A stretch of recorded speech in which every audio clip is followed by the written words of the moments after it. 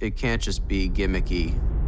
It's only interesting if it's in service of the story, and really the love story on a lot of levels. When she comes to whisper in his ear, we're gonna flare the light. It's gonna feel like a magical moment. Are you the magic man? Because that's what it feels like for them. How can I use the cinematic language Sid, to make you feel what they're feeling for each other? David has several encounters with Sid in the future. She communicates initially by painting with a light wand in this strange sort of dark space. So you're in the future. You're in the future.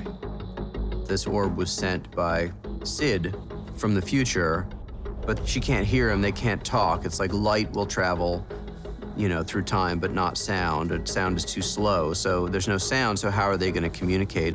No sound. Great. There are these famous photographs of Picasso, these long exposure photos where he would literally do a painting. Oh, it's the hourglass. It's time.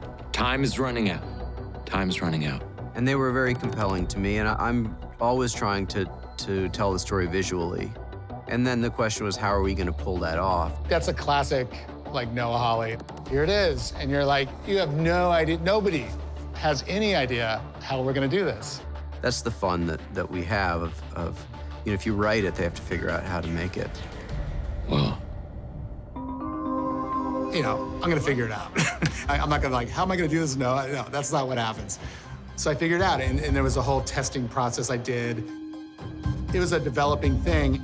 I recreated those paintings, and we ended up doing it with a 3D rig. And I had two different cameras on the 3D rig, and one was doing one frame rate, and another one was doing another frame rate. A 3D rig with two cameras so that one could be recording the light, and then you could play the one image over the other. She's actually doing the light writing. It was actually happening, and it was actually in camera. body. He's trying to find his body. They just comped it together. There's some mathematics involved. I didn't know if it was gonna work, but like I said, I had to go through that process, and it was unreal.